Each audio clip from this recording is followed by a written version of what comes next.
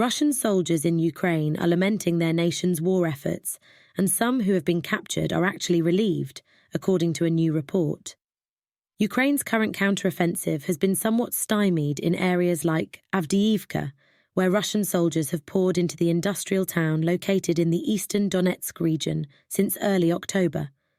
New gains on the territory annexed by Russia last year were made on Tuesday, according to the Institute for the Study of War, ISW, costing Russia several tanks and military equipment in the process.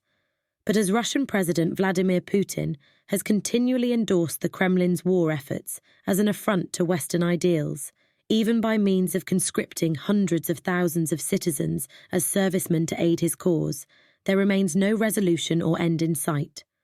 Casualties among Russian soldiers and generals continue. Military equipment is being destroyed by Ukrainian forces, and the nation's economy is bearing the brunt of the 21-month conflict. Several Russian prisoners of war, POWs, in Avdiivka, most in their 30s and 40s, spoke to the Wall Street Journal from an undisclosed garage located in eastern Ukraine after they were captured by Ukrainian forces. The journal reportedly confirmed their identities and withheld surnames.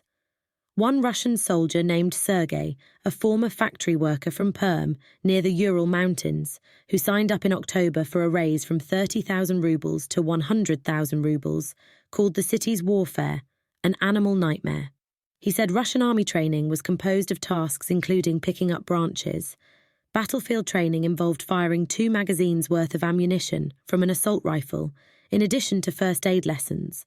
Instead of just driving trucks in the rear as he initially expected, he was on the front lines of battle and eventually captured in mid-November in Avdiivka after he was wounded. He witnessed dead bodies strewn across the city's northern flank.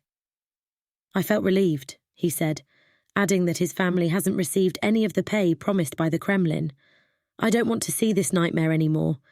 Another Russian soldier named Pavel, formerly a machine tool operator from Siberia, said he was among those conscripted in 2022 and had a choice to either fight or be thrown in prison. He said his tactical training consisted of charging across a field, in the style of Soviet-era World War II movies, in which troops shout, "For Stalin!" On the battlefield, he said his unit's mission resulted in copious amounts of dead soldiers. "The captain said we fulfilled our goal," Pavel told the journal, blaming commanders for a lack of proper training. But how can you say that if only 35 out of 100 men came back? And that was just on one day. To become real assault troops takes work and a lot of time. Ukraine's General Staff of the Armed Forces said Wednesday that Putin's forces have suffered 327,580 military casualties since the start of the invasion. Newsweek couldn't verify Ukraine's figures, and other estimates tend to be more conservative than Kyiv's. Russia hasn't publicly disclosed casualties among its own personnel.